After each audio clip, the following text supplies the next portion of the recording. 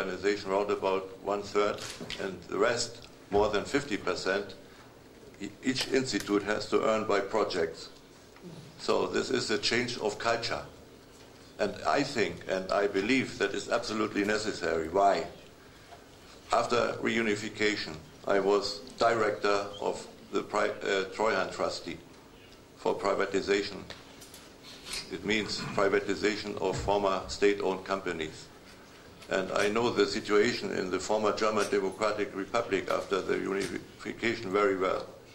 And I know also very well what the success, if you look today to the figures, what the success, one big point of the success was.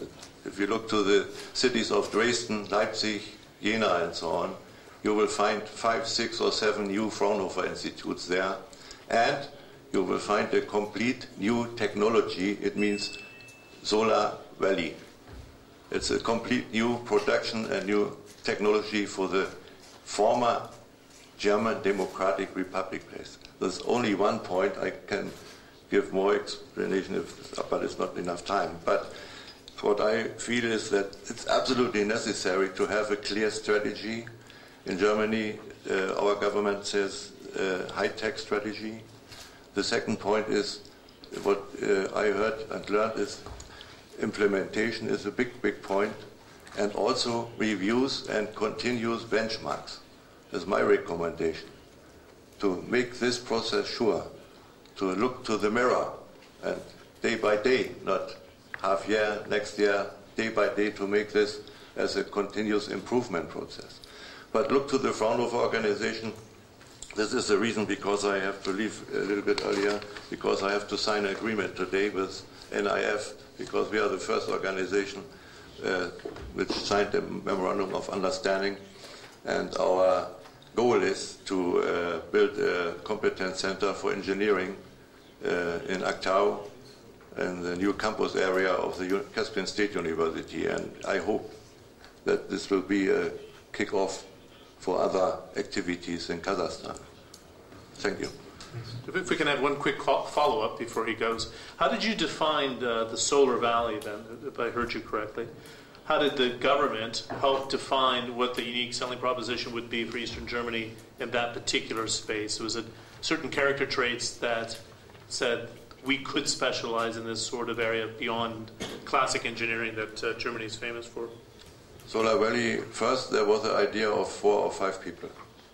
And they, at least it was a small and medium-sized company. And then they come to the government and said we need support, and we need a factory place and so on, or what you know. And then this company started with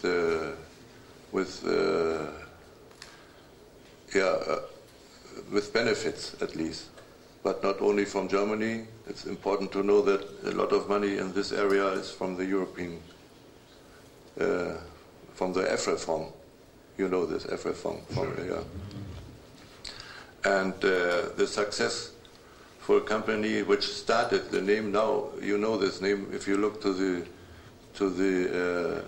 it's not DAX, it's not in the DAX, but it's MDAX, it's Q-Sales. All the companies still, in the moment they have problems, it's clear, but Q-Sales has more than 2,000 employees, and this was the reason, because this is growing to the Solar Valley, at least, with maybe 10 or 15 companies in the moment and more than 15,000 employees, and with special education in the universities of Jena, Leipzig, Dresden, and so on, and for Foundation Fraunhofer Institutes. So going back to the point of Mr. Faramasi, then we were talking about clusters. You did build a cluster around the university system to support that activity, the investment. Yes. Okay, perfect. Thanks. So thank you very much. I think it's very interesting actually experience, and especially we appreciate for your investment to the Caspian region.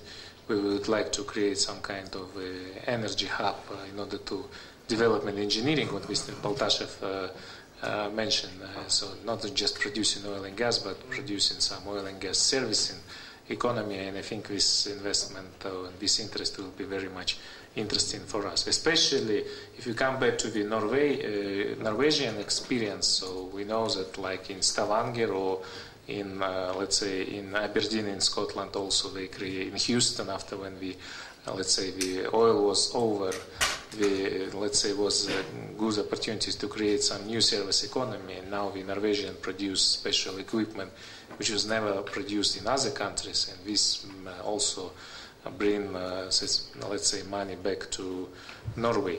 But coming back, I would like to provocate a little bit Mr. Paltashev in terms of so each government wants to develop something high technology. I mean, I don't know, like biotechnology, like some, let's say, technology industries. And everyone understands, for example, now market cap of the Google is much more than even Statoil in Norway or other oil companies. And everyone wants to do it in Skolkovo in Russia, in IT park in Almaty. So do you think these attempts we should develop, or we should, let's say, forget about it and just develop traditional sectors, which is the first priority, like Mr. Idrisov mentioned, and so this is our destiny, produce petrochemical, metallurgy. It's very difficult to, let's say, catch the developed countries. Okay, good question. So one thing about high-tech industry, if we're talking about software or like Google-type companies, mostly all of them big bubbles. Honestly, talking about, if you just check 2001, what happened to Silicon Valley, right? This bubble just exploded, and a lot of people lost their money, and it was like kind of similar to whatever happened to those derivatives in the financial sector as well. So basically, we can tell Google is good, service is good, and actually it's pretty convenient to have in your own computer everywhere, right? But another thing is you have to think about your own interest to make the life. Because we should become the chain of production of some international companies in this type of business. Without that, we will not succeed. And a big challenge is the use of oil proceeds. And absolutely agree with different speakers yesterday and today that what is important are the investments into human capital, education, struggle against corruption, more transparent budget, and it's still a long way because Kazakhstan is quite a young country, and we just started this path, but I think the pace is good. We have some problems, but from the long-term point of view, I think we'll succeed because it's a kind of investment you cannot judge based upon IRR or return on equity or other terms. It's a very long term, but quite an important thing, and I think we have certain common understanding of such an issue in the whole society, on the biggest part of the society. That's thank you, Mr. Kilimbetov. Thank you, and please. I will make one comment about innovation. I think we have to distinguish two things.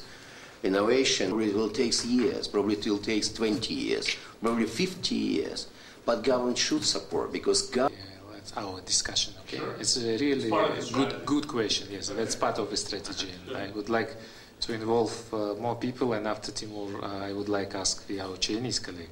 Yes, and by the way, China, the only country which this year produced more cars than United States, and it happened in, let's say, in our lifetime. And I think this is, let's say, a really success policy of the government or whatever, and very interesting what the Chinese colleagues thinking about.